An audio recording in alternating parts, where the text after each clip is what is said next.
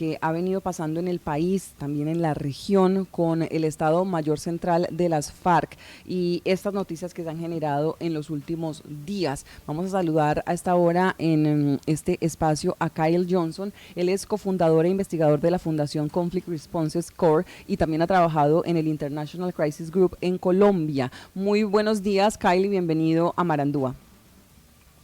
Muy buenos días y muchas gracias por la invitación.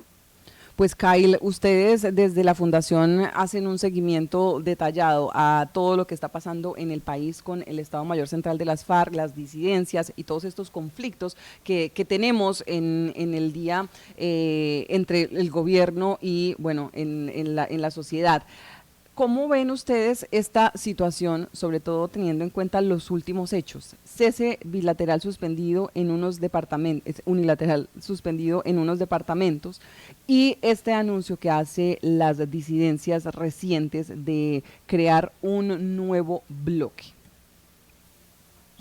Listo, pues vamos por los diferentes puntos. Yo creo que con el tema de la suspensión del cese, eh, obviamente el riesgo, lo que estamos viendo en lugares como Valle, Cauca y Nariño, donde está suspendido, es ya una intensificación de la violencia. Eh, lo clave es que si esa intensificación de la violencia era de esperarse, obviamente, pero lo clave es asegurar que la población civil no quede afectada y no termine en una situación peor de lo que tenía antes con las violaciones del cese.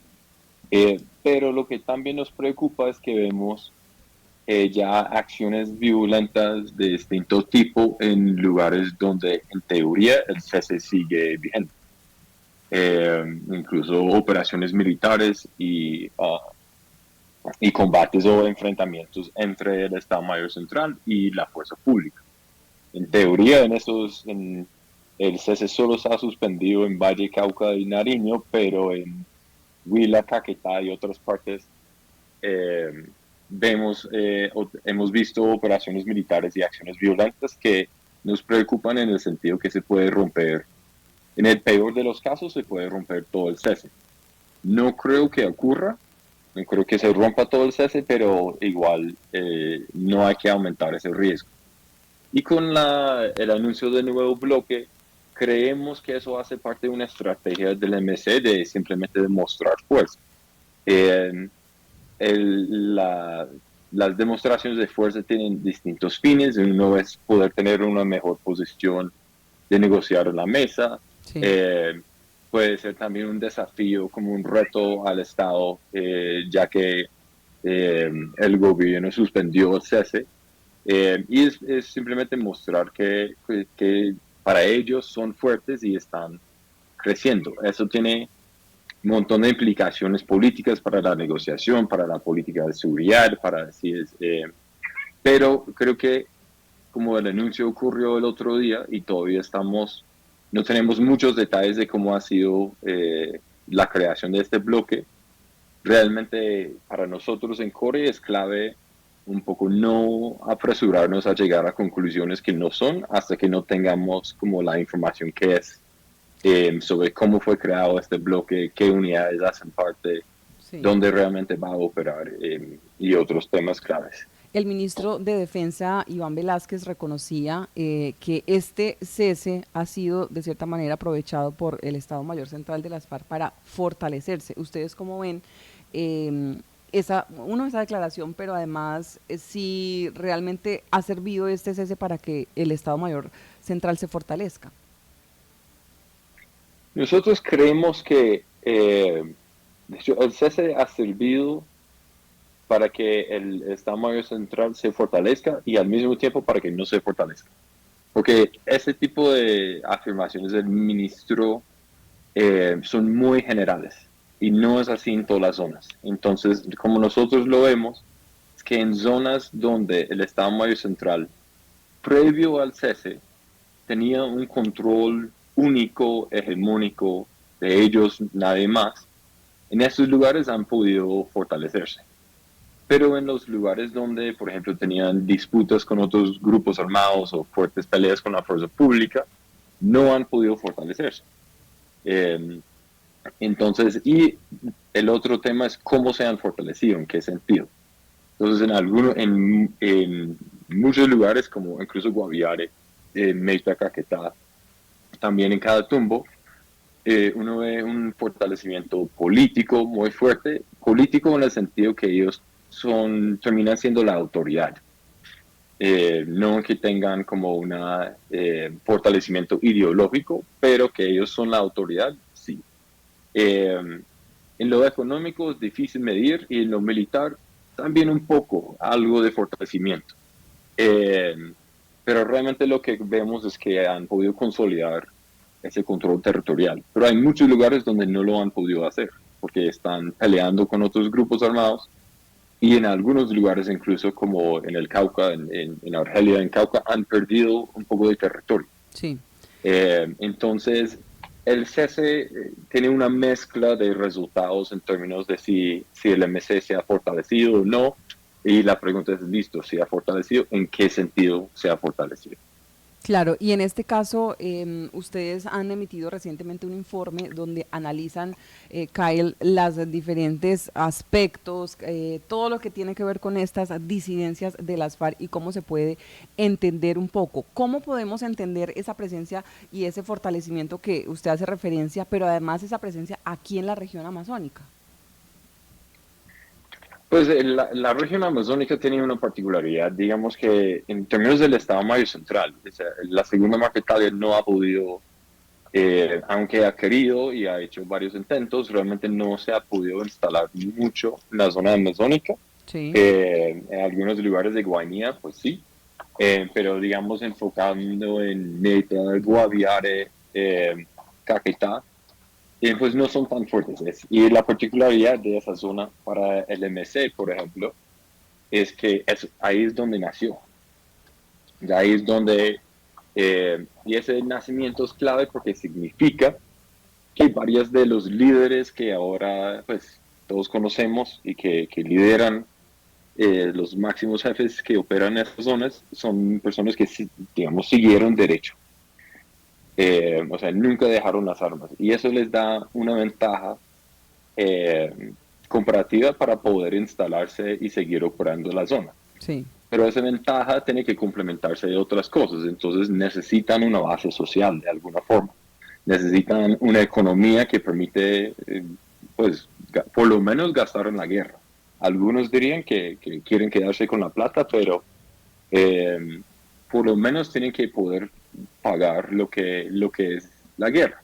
Y obviamente necesitan un poder militar. Ese poder militar es lo que es clave cuando siguen derecho. Y lo que vemos no solamente en la región amazónica, pero en todo el país, pero digamos, enfocando allá, es un esfuerzo reciente, cada vez más fuerte, para tratar de organizar lo que el MC percibe que es su base social. Empatizo que lo que el MC percibe, porque no quiere, el hecho de que ellos creen que es su base social no quiere decir que Sí. realmente lo sea.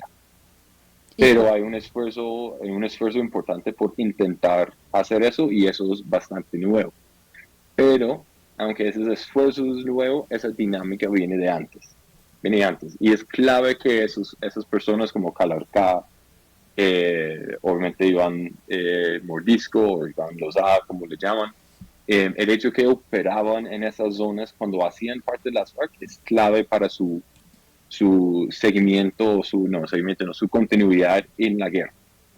Eso es supremamente importante, que aprendieron muchas cosas, tenían esas redes económicas, las tienen, el conocimiento militar, el conocimiento político, todo está ahí. sí, Pero yo creo que terminaría con decir que esto también es el corazón de lo que es el intento para crear, por parte de la disidencia, de crear un MC vertical, o sea, internamente tener una jerarquía. Lo que uno ve, por ejemplo, en Guaviare en los últimos, no sé, digamos desde lo que ocurrió con alias Frank en noviembre de sí. 2022 o diciembre de 2022, es un intento muy claro de mantener la jerarquía que tienen. Y al mismo tiempo de mordisco caracol de otros de expandir digamos, exportar a otras partes del país esa jerarquía. Entonces también internamente están en esa tarea de tratar de recrear cómo fue la jerarquía de las FARC antes y ver si pueden implementarlo en el MC hoy en día, pero no lo han logrado del todo, o sea, les falta mucho, pero están en esa tarea, digamos. Kyle, el tema del reclutamiento de menores a las filas de estos grupos al margen de la ley, ¿cómo está este tema? Y es una de las preocupaciones que tienen también algunos sectores, y es que se lleven menores a las filas en ese tema de fortalecimiento, que algunos lo interpretan de esa manera, ¿no? El temor de que sus hijos terminen allí. Sí, el tema del reclutamiento, pues por lo menos las cifras que existen de cuántas personas hacen parte de esos grupos siguen en aumento, o sea, un aumento, un crecimiento desde hace 3, 4 años que no ha parado. Y eso, en buena parte, pues eso se hace con el reclutamiento. Y el reclutamiento de menores, eso es innegable. En el MC, obviamente hay unos debates sobre edades y todo eso, pero hay reclutamiento de menores sin duda. Y eso es en parte, ayuda a aumentar los números de los miembros en todos los grupos armados, el MC y todos. Pero también hay un reclutamiento de jóvenes o personas que no son menores, pero son muy jóvenes, que ocurre también, casi pasa por desapercibido, porque no pide tanta atención, digamos, en el debate público. Pero ese reclutamiento en general sí es parte del proceso de fortalecimiento de todos los grupos armados que operan en el país hoy en día. Están tratando de reclutar más miembros. Con o sin cese siempre van a querer tener más gente. Pero sí, lo difícil es el tema de reclutamiento forzado de menores, que se escucha en muchas partes del país, por todos los grupos armados, MC incluido. Y sí, hacen parte de intentos de fortalecerse, que con o sin proceso de paz o con o sin cese siempre van a estar ahí. Los grupos siempre van a querer ser más fuertes, y desafortunadamente una de las tácticas que usan es el reclutamiento forzado. Sí, Kyle, a propósito de lo que está pasando aquí en la región, y es que desde el mes anterior, finalizando el mes de marzo, pues veíamos algunas incursiones, están haciendo presencia en las cabeceras centrales, en algunos caseríos, ya pues en medio de este cese al fuego, pero también están poniendo pancartas. Había una fecha que estaban destacando y era el 26 de marzo, al parecer una fecha para ellos en la que se destacaba a su líder Marulanda, pero además pues han seguido, digamos, poniendo estas pancartas recientemente en algunas veredas, y esto preocupa sobre todo porque pues quiere y manda un mensaje de decir, están haciendo presencia en el territorio. Sí, exacto. No, eso sin duda es el mensaje. Yo creo que hay dos mensajes últimamente que se ha querido mandar, en particular en Guaviare, con esas pancartas. El primero es eso, que ellos están en el territorio, son la autoridad en el territorio, son un actor importante en el territorio. Pues obviamente en buena medida lo son, gustenos o no, pero es también mandar esos mensajes políticos de que ellos son la autoridad, que ellos son quienes mandan en el territorio, digamos así. Sí. Eso es un mensaje que uno ve, pues uno lo ve en Guaviare a veces, pero también lo ve mucho en Cauca, mucho en Nariño, bastante en Catatumbo, mucha propaganda. Yo creo que lo clave es cuando ponen esas pancartas es cómo la ponen, porque a veces puede ser 2 personas en una moto que ni siquiera están armadas, que van y ponen la pancarta y ya. Sí. Pero otro, como lo que ocurrió en La Libertad, donde llegaron armados, uniformados y todo eso, ya es otra cosa. Además, yo creo que aprovechaban un poco porque había una actualización al cese bilateral que tienen, en que no pueden estar uniformados y armados en vías secundarias y en corregimientos y caseríos. Entonces, creo que en parte querían ponerlos mientras en teoría podían. Eh, pero el otro mensaje que es un poco, pues todavía no hay mucha claridad y es un poco otra posible reorganización de ellos, porque algunos de las pancartas han dicho bloque Amazonas, cuando antes había un bloque suroriental.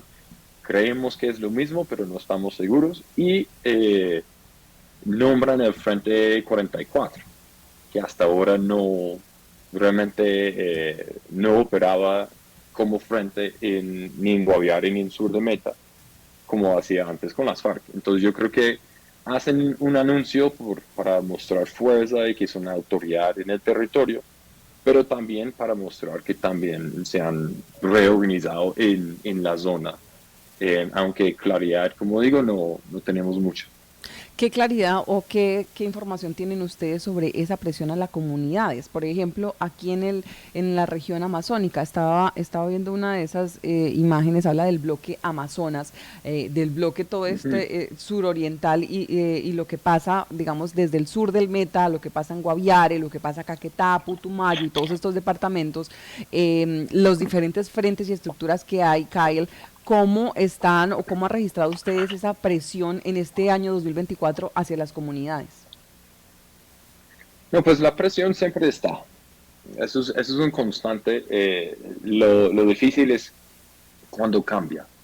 Entonces, obviamente hay mucha presión sobre quiénes son, en términos de las comunidades, las figuras organizativas de las comunidades, como sobre las juntas de acción comunal. Por ejemplo, hay una presión muy fuerte y si se acuerdan, las juntas hicieron un comunicado antes del ciclo de negociación en San José diciendo que querían participar, pero sin presión, básicamente, con garantías. Sí. Entonces, eso es algo que uno ve bastante. Obviamente hay ciertas presiones también, o había presiones, pues algunos han bajado por el cese, porque antes había cierta presión para que comunidades o miembros de las comunidades fueran a sacar el ejército. Eso es una cosa donde había presión y al mismo tiempo no había presión, es una cosa muy compleja. Pero ahora que hay cese y el ejército no se mete tanto, ese tipo de presión en específico ha bajado. Pero al mismo tiempo para las comunidades poder desarrollar sus iniciativas, sus actividades, sus deseos en los lugares con un control muy fuerte del MC, es muy difícil hacerlo de manera autónoma, segura y con todas las garantías, porque siempre hay, como digo, el MC es la autoridad en el territorio. Sí. Entonces siempre esa presión y siempre esa realidad está ahí y a veces se pueden lograr hacer cosas, o sea, eso sin duda. Y a veces la presión es mucho menor o nula, pero hay otras veces que es muy fuerte y hay líderes que simplemente no lo aguantan. Sí, Kyle, a propósito también de lo que está pasando con la mesa de diálogos, estos diferentes opiniones que hemos visto en las redes sociales, porque es ahí donde el presidente Gustavo Petro se pronuncia, pero también pues los líderes de el Estado Mayor Central. ¿Qué tanta confianza hay, usted ve o ustedes ven desde la Fundación en ese proceso que se viene dando? Teníamos una sesión acá en el departamento hace menos de 3 semanas, ese cuarto ciclo de negociaciones que se cumplió, las expectativas apenas inician, pero ¿qué tanta confianza hay realmente en el proceso? Pues en general, digamos, de confianza desde la sociedad, digamos, colombiana en general. Hacia el proceso hay muy poca, muy poca. El asesinato de la lideresa indígena en Cauca hace como 3 semanas ya, y los videos y todo lo que vimos ahí, realmente la poca confianza que se había generado, porque además no hay una estrategia de comunicaciones que diga eso es lo que está pasando en la mesa, eso es lo que avanzamos, etcétera, como para generar confianza. Entonces, la poca que había realmente no se acabó, pero se minó un montón con ese asesinato de la lideresa en Cauca. Eso fue muy grave para el proceso. Y pues obviamente más grave aún para las comunidades de Cauca. Entonces, en este momento, las voces en contra del proceso, las voces en contra que desconfían del MC, digamos, las voces que creen que este proceso no puede llegar a ningún acuerdo, son cada vez más fuertes. Y creo que es algo que no se había visto hasta ahora, pero por lo menos mirando redes y viendo los distintos líderes de opinión, hay gente muy de izquierda y gente muy de derecha que están de acuerdo en estar en contra del proceso por el MC.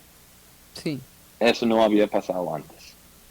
Pero realmente es el hecho de que en general la izquierda en Colombia, y especialmente en Bogotá y en Cali, tiene una relación de mucho respeto y mucha cercanía con los indígenas en el norte de Cauca. Entonces, el hecho de que el MC, en este caso el Frente de Dagoberto Ramos, haya asesinado de manera tan vil a una lideresa indígena, generó un rechazo muy, muy fuerte, incluso en las bases de las personas que apoyan al presidente. Claro. Y eso es algo que es nuevo. La derecha siempre ha estado en contra, todo bien. Pero esto de tener las bases del presidente en contra del proceso, o por lo menos en contra del actuar del MC, eso es nuevo. Sí, y eso es parte también de la expectativa que hay entonces de lo que va a seguir justamente en el próximo diálogo, en el ciclo de diálogos, en esta mesa de negociaciones. Todavía hay mucho, o sea, es que esto apenas está comenzando, y eso es parte también de lo que se habla o de lo que se cuestiona, Kyle, si verdaderamente el gobierno debería seguir por ese camino o debe esperar o ir implementando otras medidas, ¿no? Que también es parte de lo que el llamado que hacen justamente desde la oposición.